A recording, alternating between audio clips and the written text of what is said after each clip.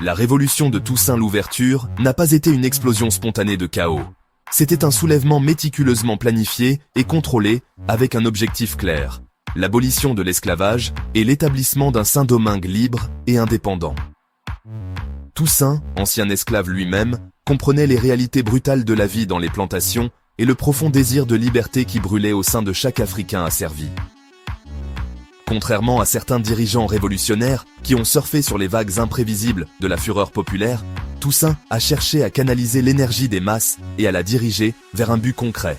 Il envisageait un avenir où les anciens esclaves ne seraient mieux plus soumis aux caprices des maîtres coloniaux, mais seraient plutôt citoyens d'une nation autonome. La révolution de Toussaint était caractérisée par un mélange paradoxal de radicalisme et de pragmatisme. C'était un révolutionnaire qui comprenait le besoin d'ordre. Il savait que le chemin de la liberté était pavé du sang et de la sueur d'innombrables individus, et que la transition de l'esclavage à la liberté serait semée d'embûches. Pour naviguer à travers ces défis, Toussaint a adopté une approche disciplinée, mettant l'accent sur l'ordre et le contrôle comme éléments essentiels de la lutte pour la libération. Il a reconnu que l'effondrement de l'ancien ordre, bien que nécessaire, avait également libéré des forces d'anarchie et de violence qui menacèrent de consumer la révolution de l'intérieur. Cette approche pragmatique était évidente dans les stratégies militaires de Toussaint. Il a reconnu l'importance de la discipline et de l'organisation, transformant son armée hétéroclite d'anciens esclaves en une force de combat redoutable. Il a inculqué à ses troupes un sens du but et de l'unité, les forgeant en une armée capable d'affronter la puissance des puissances européennes. Les prouesses militaires de Toussaint ne se limitaient pas à la force brute. Il était également un stratège rusé, habile à exploiter les faiblesses de ses ennemis et à forger des alliances lorsque cela était nécessaire. Sa révolution ne consistait pas seulement à démolir l'ancien système. Il s'agissait de construire quelque chose de nouveau et de durable à sa place. La vision de Toussaint s'étendait au-delà du champ de bataille. Il comprenait que la vraie liberté exigeait plus que la simple absence de chaînes.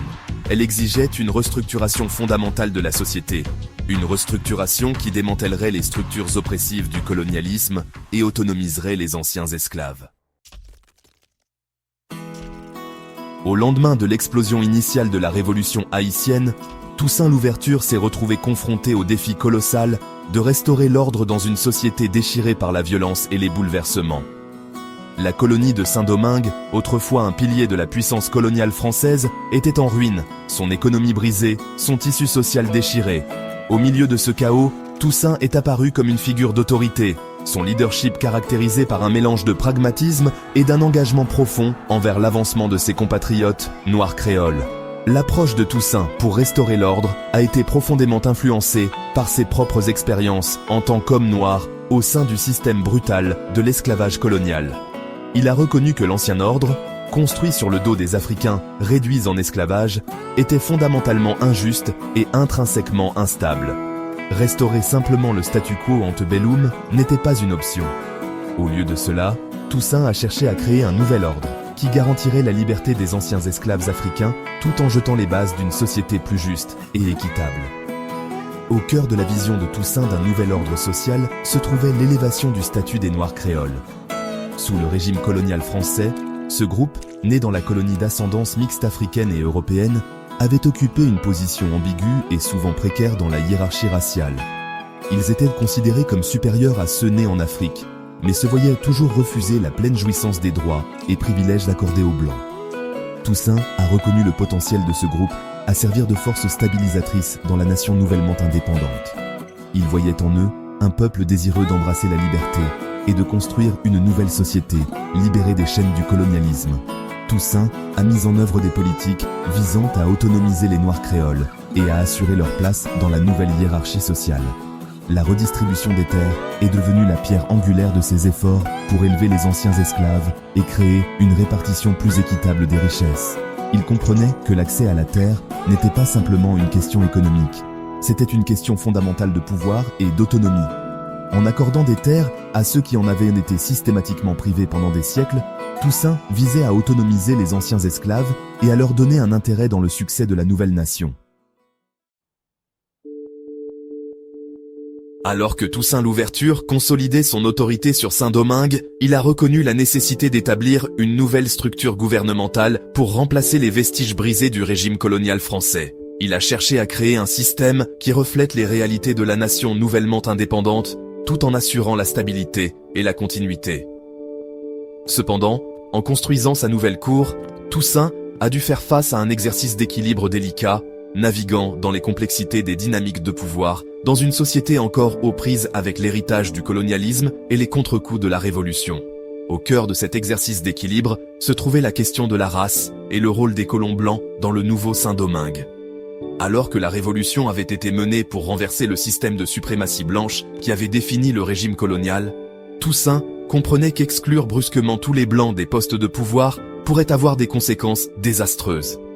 La classe des planteurs blancs, malgré son nombre réduit, possédait encore un poids économique important et conservait une influence au sein de certains secteurs de la société.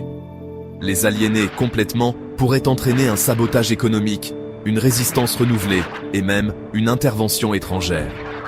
Pour atténuer ces risques, Toussaint a adopté une approche pragmatique, permettant à certains colons blancs de conserver des positions d'influence au sein de son gouvernement et de son administration. Ces individus, souvent choisis pour leurs compétences, leur expérience ou leur volonté de prêter allégeance au nouveau régime, ont servi de pont entre l'ancien ordre et le nouveau.